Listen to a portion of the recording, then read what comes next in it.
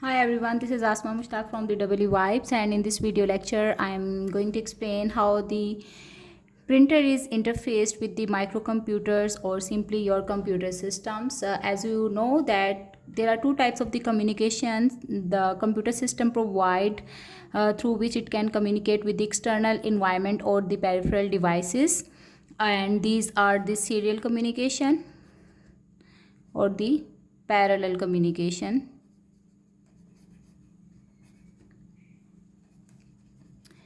Okay, right now we are going to study how the computer transfers the data to the printer for printing purposes. So let's have a look. This is the parallel printer interface or the parallel port for the printing purposes which is present in the computer system, and here is the printer to which you want to send the data in the parallel manner. Okay, what is meant by the parallel communication? By the parallel communication we mean that the computer is capable to send a byte of a data or simply a complete character to the printer for printing purposes. So if we look at the three basic signals that will be used for the printer interfacing are the data signal or the data lines on which the data will be sent to the printer. Then there will be the control signal. The purpose of the control signal is to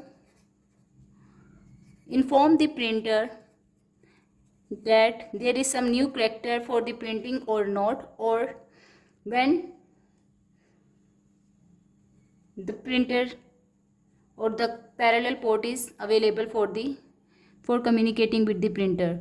The third signal is actually the status signal, which is the output from the printer and input to the parallel printer interface. Okay, so these are basically three types of the connecting lines or the connection lines that are present between the parallel printer interface and the printer. Okay, this parallel printer interface has actually 25 pins, out of which 5 are the status signals. So the 5 status signals are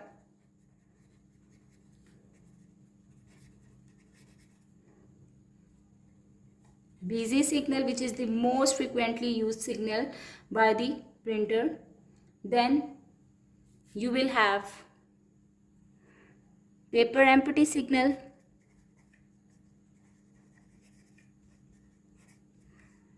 then there is some error signal, and the fourth one is ACK, which means acknowledgement, either the printer is connected with the parallel printer interface correctly or not. And the last one is the status signal again. Okay, out of these 5 signals, printer preferably uses the busy signal to indicate either it is available or not for printing or accepting the new character from the computer system. Okay, so let's see, or let's have a look at the flow chart how the printer starts working. So this is the flow chart which actually represents how the printer performs the parallel communication. Okay, so you will basically start and then you will initialize the character,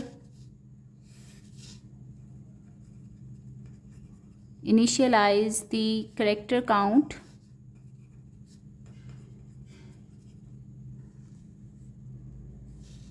okay, then you will test either the printer is busy or not. Okay, so you will write over here printer busy or not. If it is true, then obviously you need to keep monitoring this busy status signal, and if it is not busy, then the next step is to read the character from the buffer which is actually present at the parallel printer interface.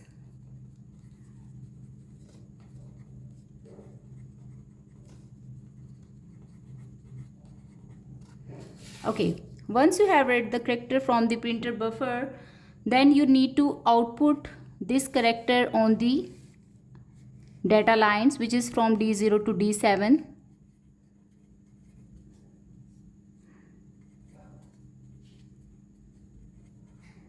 Okay, and along that, whenever you are outputting the data, you need to inform this thing to the printer using a control signal, which is this strobe signal, and it tells or informs the printer that there is a new character at the output line that needs to be printed. So you need to send the strobe signal, which is the control signal, and it is an active low signal from the microcomputer, which will signify the printer to accept the new character. After that, what you need to do, you need to update the character address, obviously because you need to now print the next character. So update the character address as well as the character count. The character count should be decremented by 1.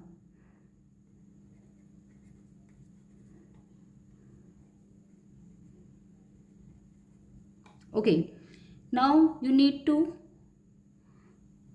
check the status again of the printer buffer. Buffer is empty or not.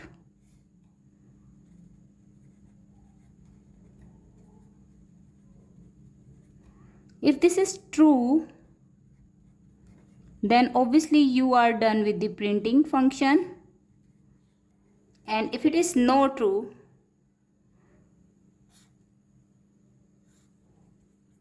then what you need to do, you will initialize the character count again, and then you will check the printer is busy or not. So you need to go back to the first step from where you actually started, right over here.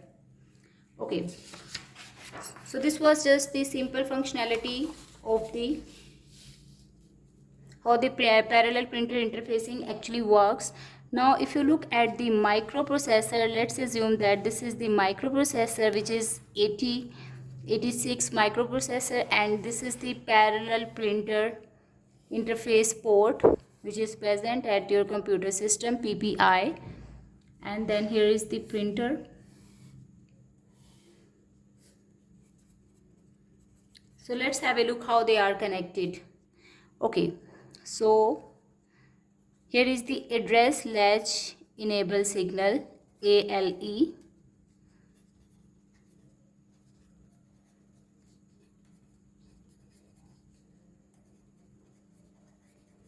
Which is always sent along the address lines. So these are the address lines on which the microprocessor will send the address. Fine. Then there is the data line. These data lines are obviously connected over here. And with that, there is a write control signal, read control signal, and many other signals, like either it's a IO operation or a memory operation. Fine. But what is important over here, these are the output signals from the PPI D7 to D0. Then there is a strobe signal STB, which will inform the printer if there is some new character at the data lines. Okay, and then there is an output signal from the printer side, which is the busy signal, and it signals the microcomputer if the printer is busy in printing the previous character. So in this way, a simple parallel printer interface is done for printing the characters via printer. Thank you for watching.